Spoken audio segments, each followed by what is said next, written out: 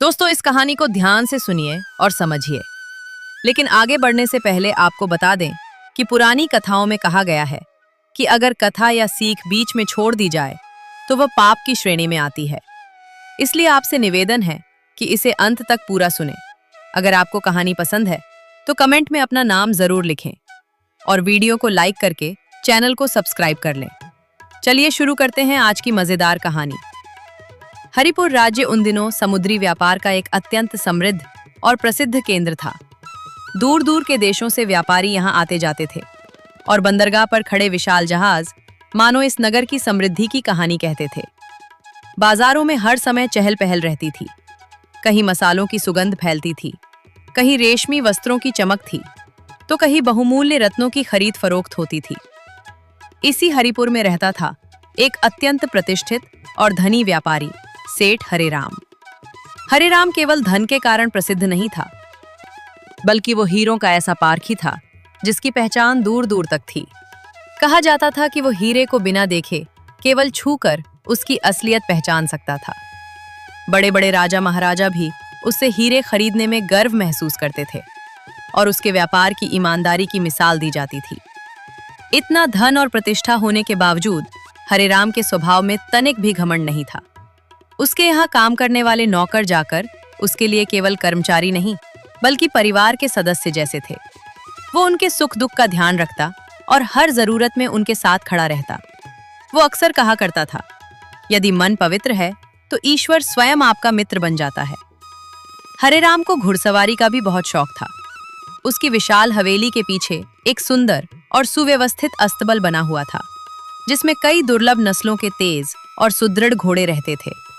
सुबह होते ही वो अपने प्रिय घोड़े पर सवार होकर लंबी सैर पर निकल जाता। घोड़े भी उसे पहचानते थे और उसकी उपस्थिति से मानो उत्साहित हो उठते थे। वह जितना कुशल व्यापारी था, उतना ही निपुण घुड़सवार भी था। उसका व्यापार केवल हरिपुर तक सीमित नहीं था। उसके जहाज बाली, जावा और सुमात्रा जैसे दूरस्थ देशों तक जाते थे। एक बार जावा में एक व्यापारी ने उसे अत्यंत चमकदार हीरा बेचने का प्रयास किया। देखने में वह हीरा बेहद आकर्षक था, लेकिन हरेराम ने उसे हाथ में लेते ही कहा, यह असली नहीं है। वहां मौजूद सभी लोग चौंक गए। जब उस हीरे की जांच कराई गई तो वह वास्तव में नकली निकला। उस दिन से विदेशी व्यापारी भी उसकी परख और ईमानदारी के कायल हो गए। ऐसे अनेक किस्से उसके व्यापारिक जीवन से जुड़े थे, जिन्होंने उसकी ख्याति को और भी बढ़ा दिया था। कार्तिक मास का समय था, जिसे समुद्री यात्राओं के लिए अत्यंत शुभ माना जाता था। हरेराम ने इस बार भी एक बड़ी यात्रा की तैयारी की। उसका विश्वसनीय नौकर सुदीप, जो बचपन से ही उसके साथ था, इस यात्रा में उसके साथ जाने वाला था। सुदीप वफादार था और हरेराम उस पर पूरा विश्वास करता था। जहाज में बहुमूल्य हीरे, रेशमी वस्त्र और अन्य कीमती सामान रखा गया। हरेराम और उसकी टोली समुद्र की ओर रवाना हो गई।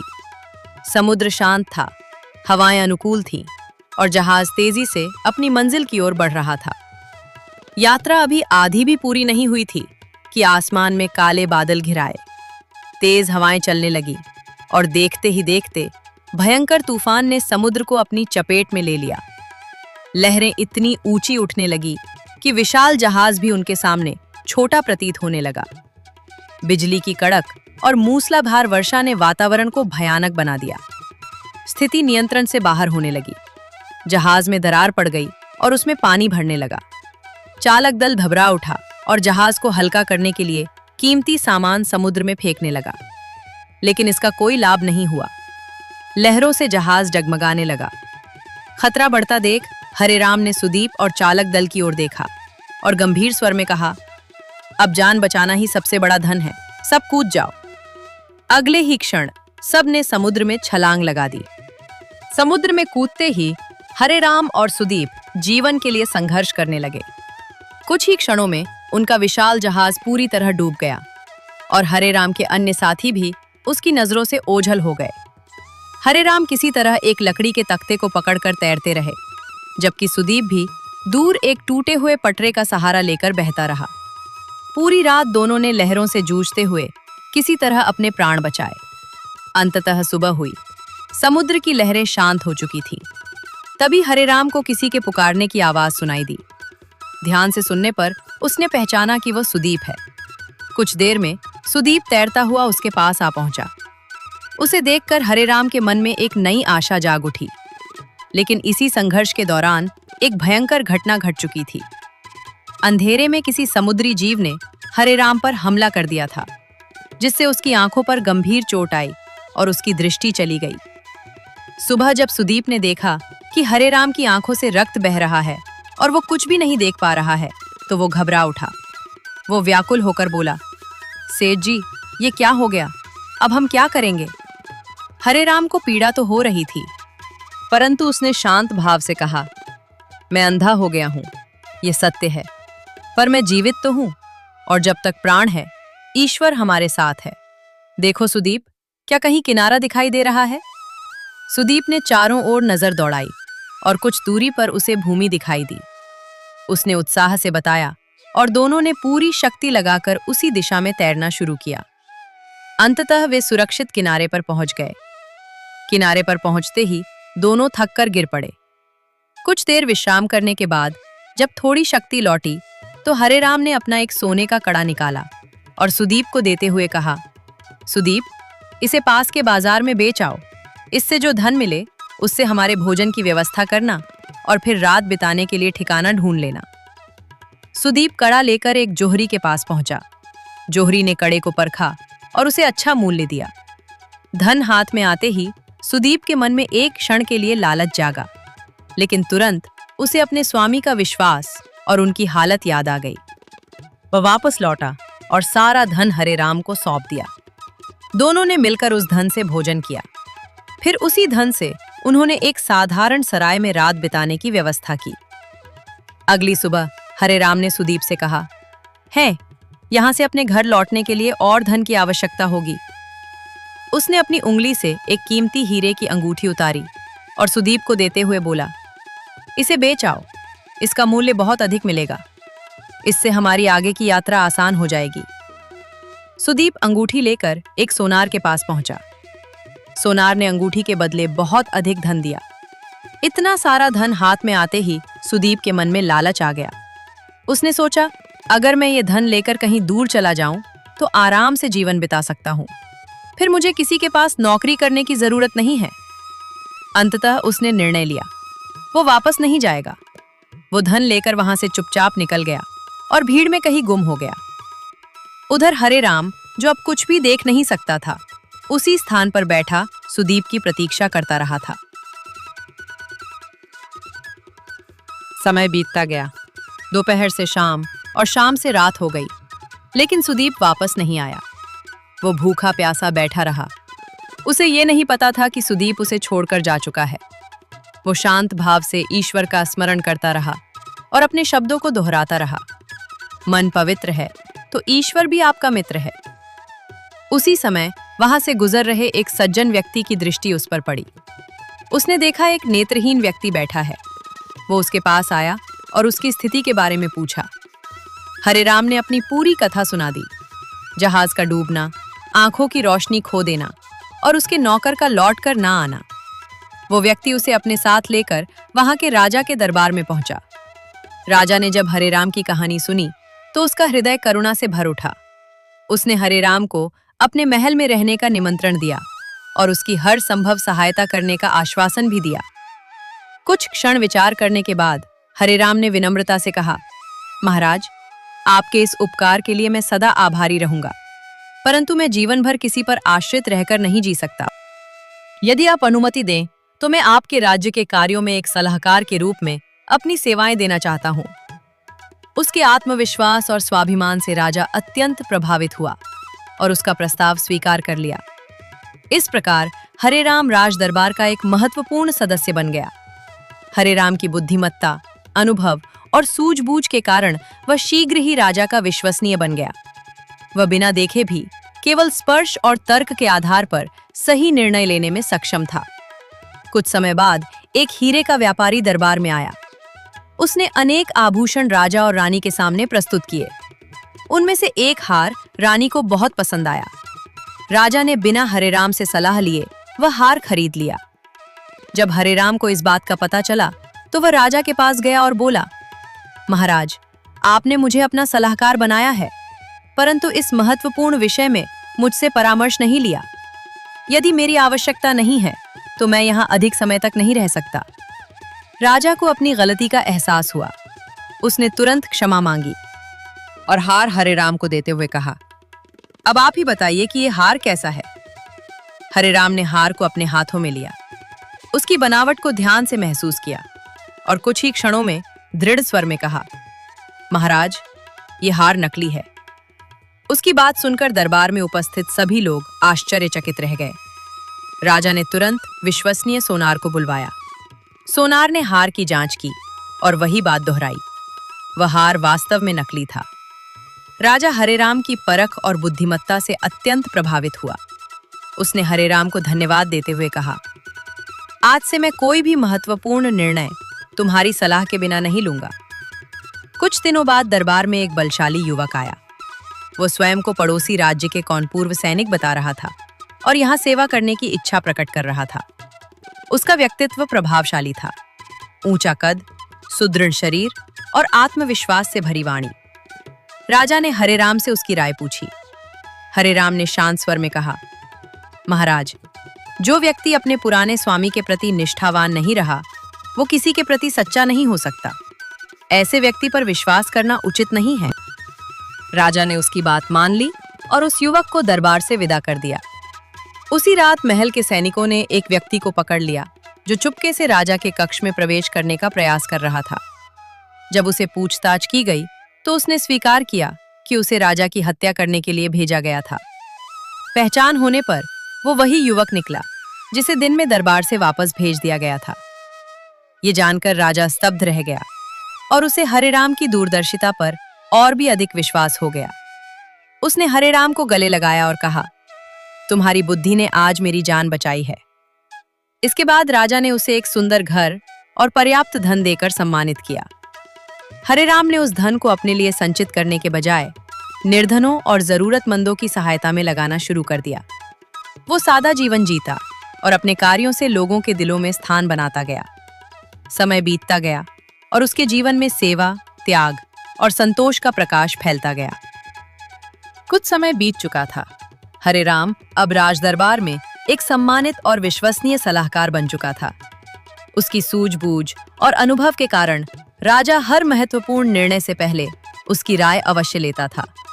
एक दिन दरबार में एक घोड़ों का व्यापारी आया। उसके साथ एक सुंदर, मजबूत और चमकदार घोड़ा था। घोड़े की काठी सजी हुई थी। उसका शरीर गठीला था और देखने में वह किसी युद्ध घोड़े से कम नहीं लगता था। घोड़े के व्यापारी ने झुककर राजा को प्रणाम किया और बोला, महाराज, ये घोड़ा अत्यंत दुर्लभ नस्ल का है। तेज, बलवान और युद्ध के लिए पूर्णतः उपयुक्त है। ऐसा घोड़ा आपको पूरे राज्य में कहीं नहीं मिलेगा। दरबार में उपस्थित सभी लोग उस घोड़े को देखकर प्रभावित हो गए। उसकी चाल में एक आकर्षण था और वह बहुत प्रभावशाली लग रहा था। राजा को भी घोड़ा पसंद आया। उसने तुरंत हरेराम से पूछा, मित्र, इस घोड़े के विषय में तुम्हारी क्या राय है? हरेराम उस घोड़े के पास गया।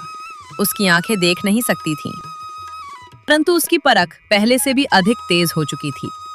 उसने घोड़े के शरीर पर हाथ फेरा, उसकी गर्दन को छुआ, उसकी पीठ को हल्के से थपथपाया और फिर कुछ क्षण शांत खड़ा रहा। पूरा दरबार उसकी प्रतिक्रिया का इंतजार कर रहा था। कुछ क्षणों बाद हरेराम ने कहा, महाराज, ये घोड़ा देखने में अवश्य बलवान और आकर्षक लगता है, परंतु ये किसी काम का दरबार में हलचल मच गई। घोड़े का व्यापारी बोला, ये कैसे संभव है? ये घोड़ा बेहतरीन नस्ल का है। आप बिना देखे ऐसा कैसे कह सकते हैं? हरेराम ने उत्तर दिया, जब मैंने इसे छुआ और इसकी पीठ थपथपाई तो मैंने महसूस किया कि ये भीतर से कांप रहा है। ये भयभीत स्वभाव का है।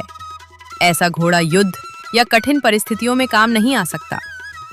राजा ने स्थिति को स्पष्ट करने के लिए तुरंत आदेश दिया, एक सैनिक इस घोड़े पर सवार हो। एक बलशाली सैनिक आगे बढ़ा और जैसे ही वो घोड़े पर बैठा, घोड़ा अचानक घबरा गया। वो बुरी तरह उछलने लगा। उसकी टांगें कांपने लगी और कुछ ही क्षणों में उसने सैनिक को गिरा दिया। दरबार में सन्नाटा छा गया। अब सबको सच्चाई समझ में आ चुकी थी। राजा ने कठोर स्वर में व्यापारी से कहा, तुमने हमें धोखा देने का प्रयास किया है। व्यापारी शर्मिंदा होकर सिर झुकाकर खड़ा रह गया। उसकी चालाकी पकड़ में आ चुकी थी। राजा ने हरे राम की ओर देखकर कहा, तुम्हारी परख अद्भुत है। तुम सच में केवल हीरों के ही नहीं बल्कि हर चीज के अच्छे जानकार हो।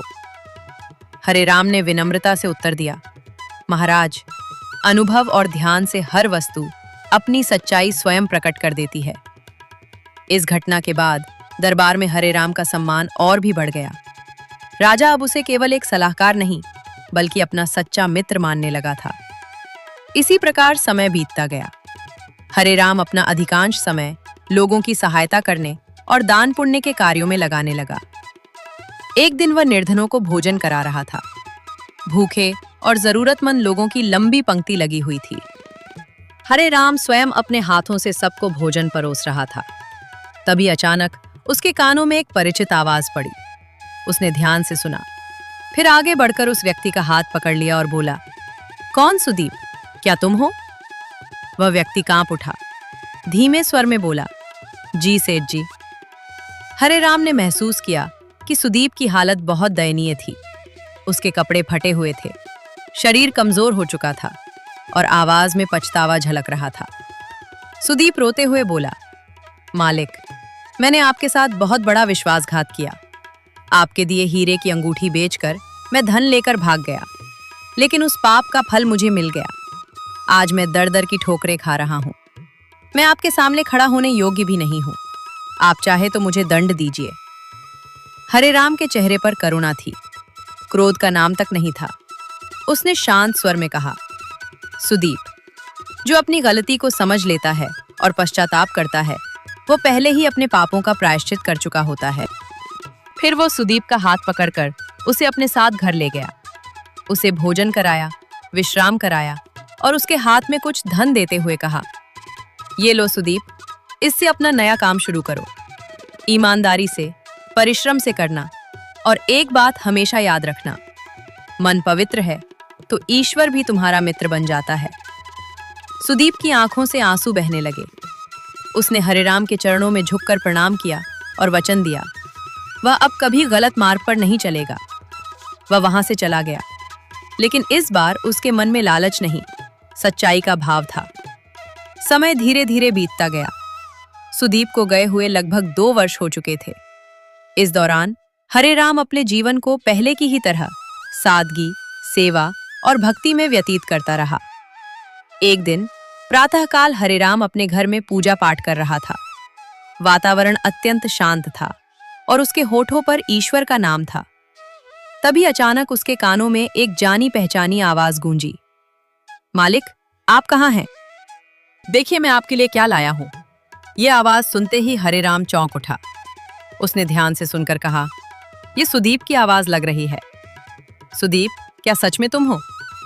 कुछ ही क्षणों में सुदीप उसके पास आ गया। उसकी आवाज में आत्मविश्वास था।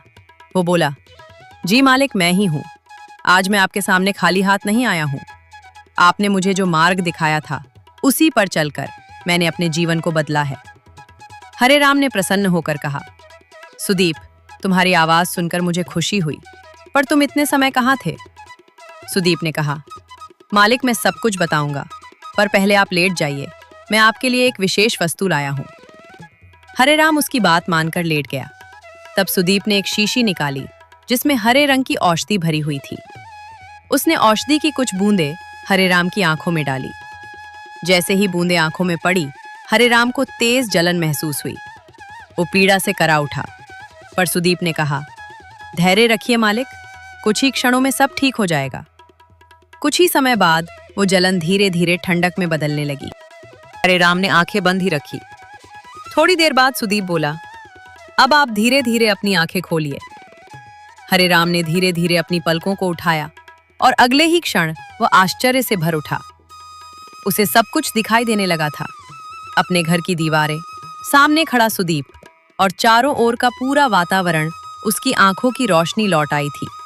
वो भावुक होकर बोला, ये कैसे संभव हुआ? सुदीप, तुम ये चमत्कारी औषधि कहाँ से लाए? सुदीप ने कहा, मालिक, जब आपने मुझे धन देकर नया जीवन शुरू करने का अवसर दिया, तो मैंने ईमानदारी से एक व्यापार शुरू किया। एक दिन यात्रा के दौरान मेरी मुलाकात एक ऐसे व्यक्ति से हुई जो जड़ी बूटियों से औषधि बनाने में निपुण था। उसकी बनाई औषधि असाध्य रोगों को भी ठीक कर देती थी। मैंने उससे ये औषधि प्राप्त की और मन में संकल्प लिया, इसे मैं केवल आपके लिए ही उपयोग करूंगा। ये सुनकर हरेराम की आंखों से खुशी के आंसू बहने लगे। उसने सुदीप को गले लगाया और कहा, तुमने आज ये सिद्ध कर दिया कि सच्चे पश्चाताप और अच्छे कर्म से मनुष्य अपना भाग्य बदल सकता है। ईश्वर सच में उन्हीं का साथ देता है जिनका मन पवित्र होता है। सुदीप ने हरेराम के चरणों में झुककर आशीर्वाद लिया। अब वह पहले जैसा लालची नौकर नहीं, बल्कि एक समझदार और सच्चा मनुष्य बन चुका था। हरेराम की आंखों की रोशनी लौट आने से उसका जीवन फिर से प्रकाशमय हो गया, लेकिन उसके विचार और जीवन शैली पहले जैसी ही बनी रही। सादगी, सेवा और सदाचार। वो पहले की तरह लोगों की सहायता करता रहा और अपने अनुभवों से सबको यही सिखाता रहा। जीवन में सबसे बड़ा धन ईमानदारी, क्षमा और पवित्र मन है।